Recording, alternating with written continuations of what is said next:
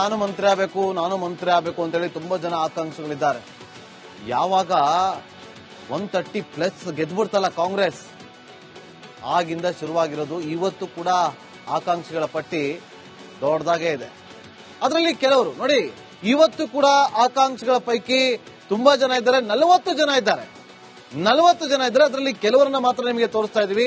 ಪರಿಷತ್ ಸದಸ್ಯರಾಗಿರುವಂತಹ ಸಲೀಂ ಅಹಮದ್ ಅವರು ರಾಜ್ಯದಲ್ಲಿ ಏನೇ ಆಗ್ಲಿ ಅವ್ರು ಫಸ್ಟ್ ಇರ್ತಾರೆ. ಪ್ರತಿಭಟನೆ ಆಗ್ಲಿ, ಅದೊಂದು ಗಲಾಟೆಗಳಾಗ್ಲಿ, ಅದನ್ನ ತಡೆಯುವಂತ ಕೆಲಸವನ್ನ ಮಾಡೋದಕ್ಕೆ ಮುಂದಾಗೋದು. ಎಲ್ಲಿ ಏನೇ ಆದ್ರೂ ಕೂಡ ಸಲೀಂ ಅಹಮದ್ ಅವರು ಮುಂದೆ ಇರ್ತಾರೆ. ಅವ್ರಿಗೆ ಮಂತ್ರಿಗಿರಿ ಸಿಗಬೇಕು ಅಂತೇಳಿ ಅವರ ಆಪ್ತವರದಿಂದ ಸಾಕಷ್ಟು ಬಾರಿ ಕೂಗು ಕೂಡ ಕೇಳಿ ಬಂದಿತ್ತು. ಕೊಡ್ತೀರಾ, ಒಂದು ಎಕ್ಸ್ಟ್ರಾ ಕೊಡಿ ಅಂತ ಕೇಳ್ತಾರೆ. ಇನ್ನ ಪ್ರಕಾಶ್ ಹುಕ್ಕೇರಿ ಅವರು ಪರಿಷತ್ ಸದಸ್ಯರು, ನಮಗೂ ಕೊಡಿ, ನಾವು ಆಕಾಂಕ್ಷಿ ಇದೀವಿ, ನಾವು ಕೂಡ ಹಿರಿಯರಿದ್ದೀವಿ, ನಾವು ಕೂಡ ಪಕ್ಷಕ್ಕೋಸ್ಕರ ಸಾಕಷ್ಟು ಪಕ್ಷ ಸಂಘಟನೆ ಮಾಡಿದೀವಿ, ಕೆಲಸವನ್ನ ಮಾಡಿದೀವಿ, ಕೊಡಿ ಅಂತ ಅವರು ಕೂಡ ಕೇಳ್ಕೊಂಡ್ ಬರ್ತಿದ್ದಾರೆ. ಆದ್ರೆ ನೋಡಬೇಕು, ಪರಿಷತ್ ಸದಸ್ಯರು ಕೂಡ ಆಗಿದ್ದಾರೆ ಪ್ರಕಾಶ್ ಹುಕ್ಕೇರಿ ಅವರು. ಇನ್ನು ನೆಕ್ಸ್ಟ್ ನಾಗರಾಜ್ ಯಾದವ್ ಅವರು. ನೀವು ಯಾವುದೇ ಮಾಧ್ಯಮಗಳಿಗೆ ಹೋಗಿ ಎಲ್ಲರೂ ಡಿಬೇಟ್ ಆಗ್ತಿದ್ರೆ ನಾಗರಾಜ್ ಯಾದವ್ ಅವರು ಇರ್ತಾರೆ. ಕಾಂಗ್ರೆಸ್ನ ವಕ್ತಾರಲ್ಲಿ ಅವರು ಪ್ರಮುಖರು. ಕಾಂಗ್ರೆಸ್ನ ಸಮರ್ಥನೆ ಮಾಡ್ಕೊಳ್ಳೋದಾಗಿರ್ಬೋದು, ಯಾವುದೇ ಒಂದು ಕೆಲಸಗಳಾಗಿರ್ಬೋದು, ಒಂದು ಯೋಜನೆಗಳಾಗಿರ್ಬೋದು, ಎಲ್ಲೇ ಒಂದು ವಿರೋಧದ ಅಲೆ ಕೇಳಿ ಬಂದ್ರು ಕೂಡ ನಾಗರಾಜ್ ಯಾದವ್ ಅವರು ಮುಂದೆ ಇರ್ತಾರೆ. ಇವತ್ತು ಮೊನ್ನೆ ಸಿಟಿ ರವರ ಕೇಸ್ ಆದರೂ ಕೂಡ ಅವರೇ ಒಂದು ಕಮಿಟಿಯನ್ನು ಕೂಡ ರಚನೆ ಮಾಡಿದ್ರು, ಒಂದು ವರದಿಯನ್ನು ಕೂಡ ಕೊಟ್ಟಿದ್ರು. ಹಾಗಾಗಿ ನಾಗರಾಜ್ ಯಾದವ್ ಅವರು ಕೂಡ ಆಕಾಂಕ್ಷಿ ಆಗಿದ್ದಾರೆ. ಇನ್ನು ಉಮಾಶ್ರೀ ಅವರು ಸಚಿವೆ ಆಗಿದ್ದಂತವರು ಪರಿಷತ್ ಸದಸ್ಯರಾಗಿದ್ದಾರೆ. ನಮಗೂ ಕೂಡ ಮತ್ತೊಮ್ಮೆ ಮಂತ್ರಿಗಿರಿ ಕೊಡಿ ಅಂತೇಳಿ ಅವರು ಕೂಡ ತೆರೆಮರೆಯಲ್ಲಿ ಲಾಬಿಯನ್ನು ಕೂಡ ನಡೆಸಿದ್ದಾರೆ. ಅವರು ಕೂಡ ಒಬ್ರು ಆಕಾಂಕ್ಷಿ, ಉಮಾಶ್ರೀ ಅವರು ಕೂಡ. ಇನ್ನು ಎಂ ಕೃಷ್ಣಪ್ಪ ಅವರು ವಿಜಯನಗರ ಕ್ಷೇತ್ರ, ಕಾಂಗ್ರೆಸ್ ಪಕ್ಷಕ್ಕೆ ಸಾಕಷ್ಟು ಮಾಡಿದ್ದೀವಿ, ಕಷ್ಟದ ಸಂದರ್ಭದಲ್ಲಿ ಕಾಂಗ್ರೆಸ್ ಜೊತೆಯಲ್ಲಿ ನಿಂತಿದ್ದೀವಿ ಅಂತ ಎಂ ಕೃಷ್ಣಪ್ಪ ಅವರು ಹೇಳ್ಕೊಂಡು ಬರ್ತಾರೆ. ಹಾಗಾಗಿ ನಮಗೂ ಕೂಡ ಮಂತ್ರಿಗಿರಿ ಬೇಕು ಅಂತ ಕೂತಾರೆ. ಹಾಸನದಲ್ಲಿ ಯಾರಾದ್ರೂ ಒಬ್ರು ವಾಗ್ಮಿ ಇದ್ದಾರೆ ಜೆಡಿಎಸ್ಗೆ ಅಂತಂದ್ರೆ ಅದು ಶಿವಲಿಂಗೇಗೌಡರು ಮಾತಾಡಕ್ ಶುರು ಮಾಡಿದ್ರೆ ಅವರ ಎದುರುಗಡೆ ನಿಂತಿರೋರು ಮಾತಾಡೋದಕ್ಕೂ ಕೂಡ ಕನ್ಫ್ಯೂಷನ್ ಆಗಿ ಹೋಗ್ತಾರೆ. ಆ ತರ ಮಾತಾಡಕ್ ಶುರು ಮಾಡ್ತಾರೆ. ಜೆಡಿಎಸ್ ಬಿಟ್ಟು ಕಾಂಗ್ರೆಸ್ ಬಂದ್ರು, ಇನ್ನೂ ಕೂಡ ಅವರನ್ನ ಮಂತ್ರಿ ಮಾಡಿಲ್ಲ. ಅರಸೀಕೆರೆಗೆ ಬಹಳಷ್ಟು ಟಾಸ್ಕ್ ಇತ್ತು, ಸರಿ ಗೆಲ್ತೀವೋ ಇಲ್ವಂತ. ಅವರು ಕೂಡ ಆಕಾಂಕ್ಷಿ ಆಗಿದ್ರೆ. ಇನ್ನು ವಿನಯ್ ಕುಲಕರ್ಣಿ ಅವರು, ನನಗೂ ಕೂಡ ಮಂತ್ರಿಗಿರಿ ಕೊಡಬೇಕು ಅಂತ ಇದೆ, ಬಟ್ ಅವ್ರ ಮೇಲೆ ತುಂಬಾ ಆರೋಪಗಳಿದೆ. ಹೇಗೆ ಕೊಡುತ್ತೆ ಕಾಂಗ್ರೆಸ್ ಅವರಿಗೆ ಅನ್ನೋದು ಕೂಡ ಒಂದಷ್ಟು ಪ್ರಶ್ನೆ ಇದೆ. ಆದ್ರೂ ಕೂಡ ವಿನಯ್ ಕುಲಕರ್ಣಿ ಅವರಿಗೆ ಸಿಗುತ್ತಾ ಇಲ್ವಂತ ಉತ್ತರ ನೋಡಿ. ಲಕ್ಷ್ಮಣ್ ಸವದಿ ಅಥಣಿ ನೋಡಿ, ಕಳೆದ ಬಾರಿ 2023 ವಿಧಾನಸಭಾ ಚುನಾವಣೆಯಲ್ಲಿ ರಿಸಲ್ಟ್ ಬಂತಲ್ಲ, ಅತಿ ಹೆಚ್ಚು ಮತಗಳನ್ನು ತಗೊಂಡಂತವ್ರು ಲಕ್ಷ್ಮಣ್ ಸವದಿ ಅವರು. ಬಿಜೆಪಿನ ಬಿಟ್ಟು ಕಾಂಗ್ರೆಸ್ಗೆ ಬಂದು ಬಿಜೆಪಿನ ಎದುರಾಕೊಂಡು ಗೆದ್ದಂತವ್ರು. ಅವರು ಕೂಡ ಆಕಾಂಕ್ಷಿ ಆಗಿದ್ದಾರೆ. ಇನ್ನು ಅಶೋಕ್ ಪಟ್ಟಣ ಅವರು ರಾಯಭಾಗ, ಹಿರಿಯರಿದ್ದೀವಿ, ಪಕ್ಷ ಸಂಘಟನೆ ಮಾಡಿದೀವಿ, ಪಕ್ಷದಲ್ಲಿ ಕೆಲಸ ಮಾಡಿದೀವಿ, ನಮಗೂ ಕೂಡ ಮಂತ್ರಿಗಿರಿ ಬೇಕು ಅಂತ ಕೂತಿದ್ದಾರೆ. ನರೇಂದ್ರ ಸ್ವಾಮಿ ಅವರು ಮಳವಳ್ಳಿ ಕ್ಷೇತ್ರ, ನಮಗೂ ಒಂದು ಕೊಡಿ, ಮಂಡ್ಯದಲ್ಲಿ ಆಲ್ರೆಡಿ ಒಬ್ರು ಕೊಟ್ಟಿದ್ದೀರಿ, ನಮಗೂ ಕೊಡಿ ಅಂತೇಳಿ ನರೇಂದ್ರ ಸ್ವಾಮಿ ಅವರು ಕೂಡ ಪಟ್ಟು ಹಿಡಿದು ಕೂತಿದ್ದಾರೆ. ಇನ್ನು ಗುಬ್ಬಿ ಶ್ರೀನಿವಾಸ್ ಅವರು ಜೆಡಿಎಸ್ ಅನ್ನ ಬಿಟ್ಟು ಕಾಂಗ್ರೆಸ್ ಬಂದಿದ್ದು, ಗೆದ್ರು. ಗುಬ್ಬಿ ಸೀನಣ್ಣ ಅಂತಾನೆ ಫೇಮಸ್. ಗುಬ್ಬಿಯಲ್ಲಿ ಇವತ್ತು ಕೂಗು ಕೇಳಿ ಬರ್ತದೆ, ಗುಬ್ಬಿ ಶ್ರೀನಿವಾಸ್ ಅವರಿಗೆ ಮಂತ್ರಿಗಿರಿ ಕೊಡಿ ಅಂತೇಳಿ. ಇನ್ನು ಇಷ್ಟು ಜನರ ಜೊತೆಯಲ್ಲಿ ಇನ್ನೂ ತುಂಬಾ ಜನ ಇದ್ದಾರೆ. ಅಲ್ಲಿ ಸೆಲೆಕ್ಟೆಡ್ ಮಾತ್ರ ನಾನು ನಿಮಗೆ ತೋರಿಸಿರೋದು. ನಾನು ಮಂತ್ರಿ ಆಗಬೇಕು ಅಂತೇಳಿ ತುಂಬಾ ಜನ ಆಕಾಂಕ್ಷಿಗಳಿದ್ದಾರೆ. ಯಾವಾಗ 130+ ಗೆದ್ಬಿಡ್ತಲ್ಲ ಕಾಂಗ್ರೆಸ್, ಆಗಿಂದ ಶುರುವಾಗಿರೋದು. ಇವತ್ತು ಕೂಡ ಆಕಾಂಕ್ಷಿಗಳ ಪಟ್ಟಿ ದೊಡ್ಡದಾಗೇ ಇದೆ. ಅದರಲ್ಲಿ ಕೆಲವರು ನೋಡಿ, ಇವತ್ತು ಕೂಡ ಆಕಾಂಕ್ಷಿಗಳ ಪೈಕಿ ತುಂಬಾ ಜನ ಇದ್ದಾರೆ, 40 ಜನ ಇದ್ದಾರೆ. ಅದರಲ್ಲಿ ಕೆಲವರನ್ನ ಮಾತ್ರ ನಿಮಗೆ ತೋರಿಸ್ತಾ ಇದೀವಿ. ಪರಿಷತ್ ಸದಸ್ಯರಾಗಿರುವಂತಹ ಸಲೀಂ ಅಹಮದ್ ಅವರು ರಾಜ್ಯದಲ್ಲಿ ಏನೇ ಆಗ್ಲಿ ಅವ್ರು ಫಸ್ಟ್ ಇರ್ತಾರೆ. ಪ್ರತಿಭಟನೆ ಆಗ್ಲಿ, ಅದೊಂದು ಗಲಾಟೆಗಳಾಗ್ಲಿ, ಅದನ್ನ ತಡೆಯುವಂತ ಕೆಲಸವನ್ನ ಮಾಡೋದಕ್ಕೆ ಮುಂದಾಗೋದು. ಎಲ್ಲಿ ಏನೇ ಆದ್ರೂ ಕೂಡ ಸಲೀಂ ಅಹಮದ್ ಅವರು ಮುಂದೆ ಇರ್ತಾರೆ. ಅವ್ರಿಗೆ ಮಂತ್ರಿಗಿರಿ ಸಿಗಬೇಕು ಅಂತೇಳಿ ಅವರ ಆಪ್ತವರದಿಂದ ಸಾಕಷ್ಟು ಬಾರಿ ಕೂಗು ಕೂಡ ಕೇಳಿ ಬಂದಿತ್ತು. ಕೊಡ್ತೀರಾ, ಒಂದು ಎಕ್ಸ್ಟ್ರಾ ಕೊಡಿ ಅಂತ ಕೇಳ್ತಾರೆ. ಇನ್ನ ಪ್ರಕಾಶ್ ಹುಕ್ಕೇರಿ ಅವರು ಪರಿಷತ್ ಸದಸ್ಯರು, ನಮಗೂ ಕೊಡಿ, ನಾವು ಆಕಾಂಕ್ಷಿ ಇದೀವಿ, ನಾವು ಕೂಡ ಹಿರಿಯರಿದ್ದೀವಿ, ನಾವು ಕೂಡ ಪಕ್ಷಕ್ಕೋಸ್ಕರ ಸಾಕಷ್ಟು ಪಕ್ಷ ಸಂಘಟನೆ ಮಾಡಿದೀವಿ, ಕೆಲಸವನ್ನ ಮಾಡಿದೀವಿ, ಕೊಡಿ ಅಂತ ಅವರು ಕೂಡ ಕೇಳ್ಕೊಂಡ್ ಬರ್ತಿದ್ದಾರೆ. ಆದ್ರೆ ನೋಡಬೇಕು, ಪರಿಷತ್ ಸದಸ್ಯರು ಕೂಡ ಆಗಿದ್ದಾರೆ ಪ್ರಕಾಶ್ ಹುಕ್ಕೇರಿ ಅವರು. ಇನ್ನು ನೆಕ್ಸ್ಟ್ ನಾಗರಾಜ್ ಯಾದವ್ ಅವರು, ನೀವು ಯಾವುದೇ ಮಾಧ್ಯಮಗಳಿಗೆ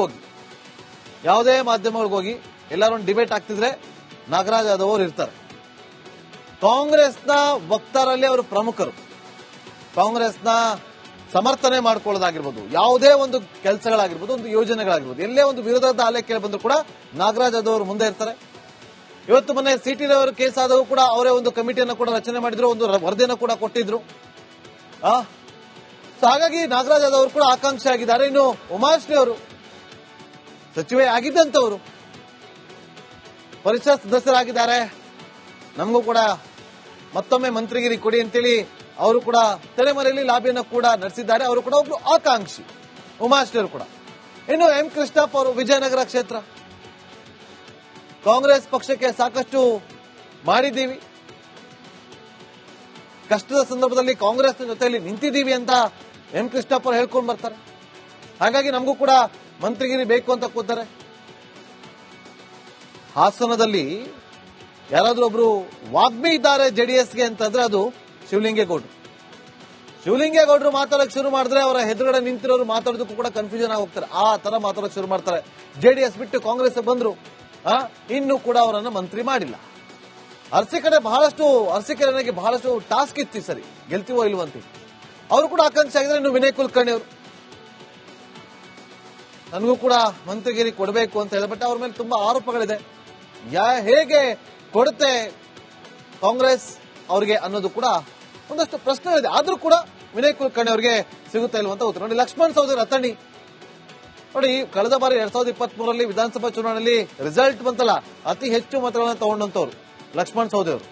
ಬಿಜೆಪಿಯನ್ನ ಬಿಟ್ಟು ಕಾಂಗ್ರೆಸ್ಗೆ ಬಂದು ಬಿಜೆಪಿನ ಎದುರಾಕೊಂಡು ಗೆದ್ದಂತವ್ರು.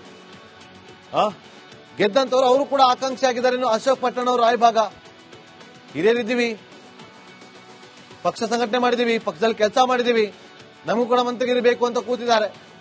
ನರೇಂದ್ರ ಸ್ವಾಮಿ ಅವರು ಮಳವಳ್ಳಿ ಕ್ಷೇತ್ರ, ನಮಗೂ ಒಂದು ಕೊಡಿ, ಮಂಡ್ಯದಲ್ಲಿ ಆಲ್ರೆಡಿ ಒಬ್ರು ಕೊಟ್ಟಿದ್ದೀರಿ, ನಮಗೂ ಕೊಡಿ ಅಂತೇಳಿ ನರೇಂದ್ರ ಸ್ವಾಮಿ ಅವರು ಕೂಡ ಪಟ್ಟು ಹಿಡಿದು ಕೂತಿದ್ದಾರೆ. ಇನ್ನು ಗುಬ್ಬಿ ಶ್ರೀನಿವಾಸ್ ಅವರು ಜೆಡಿಎಸ್ ಅನ್ನ ಬಿಟ್ಟು ಕಾಂಗ್ರೆಸ್ ಬಂದಿದ್ದು, ಗೆದ್ರು. ಗುಬ್ಬಿ ಶ್ರೀನಿವಾಸ್ ಅಂತಾನೆ ಫೇಮಸ್. ಗುಬ್ಬಿಯಲ್ಲಿ ಇವತ್ತು ಕೂಗು ಕೇಳಿ ಬರ್ತದೆ, ಗುಬ್ಬಿ ಶ್ರೀನಿವಾಸ್ ಅವರಿಗೆ ಮಂತ್ರಿಗಿರಿ ಕೊಡಿ ಅಂತೇಳಿ. ಇನ್ನು ಇಷ್ಟೂ ಜನರ ಜೊತೆಯಲ್ಲಿ ಇನ್ನೂ ತುಂಬಾ ಜನ ಇದ್ದಾರೆ, ಅಲ್ಲಿ ಸೆಲೆಕ್ಟೆಡ್ ಮಾತ್ರ ನಾನು ನಿಮಗೆ ತೋರಿಸಿರೋದು. ನಾನು ಮಂತ್ರಿ ಆಗಬೇಕು ಅಂತೇಳಿ ತುಂಬಾ ಜನ ಆಕಾಂಕ್ಷಿಗಳಿದ್ದಾರೆ. ಯಾವಾಗ 130+ ಗೆದ್ಬಿಡ್ತಲ್ಲ ಕಾಂಗ್ರೆಸ್, ಆಗಿಂದ ಶುರುವಾಗಿರೋದು. ಇವತ್ತು ಕೂಡ ಆಕಾಂಕ್ಷಿಗಳ ಪಟ್ಟಿ ದೊಡ್ಡದಾಗೇ ಇದೆ. ಅದರಲ್ಲಿ ಕೆಲವರು ನೋಡಿ, ಇವತ್ತು ಕೂಡ ಆಕಾಂಕ್ಷಿಗಳ ಪೈಕಿ ತುಂಬಾ ಜನ ಇದ್ದಾರೆ, 40 ಜನ ಇದ್ದಾರೆ. ಅದರಲ್ಲಿ ಕೆಲವರನ್ನ ಮಾತ್ರ ನಿಮಗೆ ತೋರಿಸ್ತಾ ಇದೀವಿ. ಪರಿಷತ್ ಸದಸ್ಯರಾಗಿರುವಂತಹ ಸಲೀಂ ಅಹಮದ್ ಅವರು ರಾಜ್ಯದಲ್ಲಿ ಏನೇ ಆಗ್ಲಿ ಅವ್ರು ಫಸ್ಟ್ ಇರ್ತಾರೆ. ಪ್ರತಿಭಟನೆ ಆಗ್ಲಿ, ಯಾವುದೊಂದು ಗಲಾಟೆಗಳಾಗ್ಲಿ, ಅದನ್ನ ತಡೆಯುವಂತ ಕೆಲಸವನ್ನ ಮಾಡೋದಕ್ಕೆ ಮುಂದಾಗೋದು. ಎಲ್ಲಿ ಏನೇ ಆದ್ರೂ ಕೂಡ ಸಲೀಂ ಅಹಮದ್ ಅವರು ಮುಂದೆ ಇರ್ತಾರೆ. ಅವ್ರಿಗೆ ಮಂತ್ರಿಗಿರಿ ಸಿಗಬೇಕು ಅಂತೇಳಿ ಅವರ ಆಪ್ತವರದಿಂದ ಸಾಕಷ್ಟು ಬಾರಿ ಕೂಗು ಕೂಡ ಕೇಳಿ ಬಂದಿತ್ತು. ಕೊಡ್ತೀರಾ, ಒಂದು ಎಕ್ಸ್ಟ್ರಾ ಕೊಡಿ ಅಂತ ಕೇಳ್ತಾರೆ. ಇನ್ನ ಪ್ರಕಾಶ್ ಹುಕ್ಕೇರಿ ಅವರು ಪರಿಷತ್ ಸದಸ್ಯರು, ನಮಗೂ ಕೊಡಿ, ನಾವು ಆಕಾಂಕ್ಷಿ ಇದೀವಿ, ನಾವು ಕೂಡ ಹಿರಿಯರಿದ್ದೀವಿ, ನಾವು ಕೂಡ ಪಕ್ಷಕ್ಕೋಸ್ಕರ ಸಾಕಷ್ಟು ಪಕ್ಷ ಸಂಘಟನೆ ಮಾಡಿದೀವಿ, ಕೆಲಸವನ್ನ ಮಾಡಿದೀವಿ, ಕೊಡಿ ಅಂತ ಅವರು ಕೂಡ ಕೇಳ್ಕೊಂಡ್ ಬರ್ತಿದ್ದಾರೆ. ಆದ್ರೆ ನೋಡಬೇಕು, ಪರಿಷತ್ ಸದಸ್ಯರು ಕೂಡ ಆಗಿದ್ದಾರೆ ಪ್ರಕಾಶ್ ಹುಕ್ಕೇರಿ ಅವರು. ಇನ್ನು ನೆಕ್ಸ್ಟ್ ನಾಗರಾಜ್ ಯಾದವ್ ಅವರು, ನೀವು ಯಾವುದೇ ಮಾಧ್ಯಮಗಳಿಗೆ ಹೋಗಿ ಎಲ್ಲರೂ ಡಿಬೇಟ್ ಆಗ್ತಿದ್ರೆ ನಾಗರಾಜ್ ಯಾದವ್ ಅವರು ಇರ್ತಾರೆ. ಕಾಂಗ್ರೆಸ್ನ ವಕ್ತಾರಲ್ಲಿ ಅವರು ಪ್ರಮುಖರು. ಕಾಂಗ್ರೆಸ್ನ ಸಮರ್ಥನೆ ಮಾಡ್ಕೊಳ್ಳೋದಾಗಿರ್ಬೋದು, ಯಾವುದೇ ಒಂದು ಕೆಲಸಗಳಾಗಿರ್ಬೋದು, ಒಂದು ಯೋಜನೆಗಳಾಗಿರ್ಬೋದು, ಎಲ್ಲೇ ಒಂದು ವಿರೋಧದ ಅಲೆ ಕೇಳಿ ಬಂದ್ರು ಕೂಡ ನಾಗರಾಜ್ ಯಾದವ್ ಅವರು ಮುಂದೆ ಇರ್ತಾರೆ. ಇವತ್ತು ಮೊನ್ನೆ ಸಿಟಿ ರವಿ ಕೇಸ್ ಆದವು ಕೂಡ ಅವರೇ ಒಂದು ಕಮಿಟಿಯನ್ನು ಕೂಡ ರಚನೆ ಮಾಡಿದ್ರು, ಒಂದು ವರದಿಯನ್ನು ಕೂಡ ಕೊಟ್ಟಿದ್ರು. ಹಾಗಾಗಿ ನಾಗರಾಜ್ ಯಾದವ್ ಅವರು ಕೂಡ ಆಕಾಂಕ್ಷಿ ಆಗಿದ್ದಾರೆ. ಇನ್ನು ಉಮಾಶ್ರೀ ಅವರು ಸಚಿವೆ ಆಗಿದ್ದಂತವರು ಪರಿಷತ್ ಸದಸ್ಯರಾಗಿದ್ದಾರೆ. ನಮಗೂ ಕೂಡ ಮತ್ತೊಮ್ಮೆ ಮಂತ್ರಿಗಿರಿ ಕೊಡಿ ಅಂತೇಳಿ ಅವರು ಕೂಡ ತೆರೆಮರೆಯಲ್ಲಿ ಲಾಬಿಯನ್ನು ಕೂಡ ನಡೆಸಿದ್ದಾರೆ. ಅವರು ಕೂಡ ಒಬ್ರು ಆಕಾಂಕ್ಷಿ ಉಮಾಶ್ರೀ ಅವರು ಕೂಡ.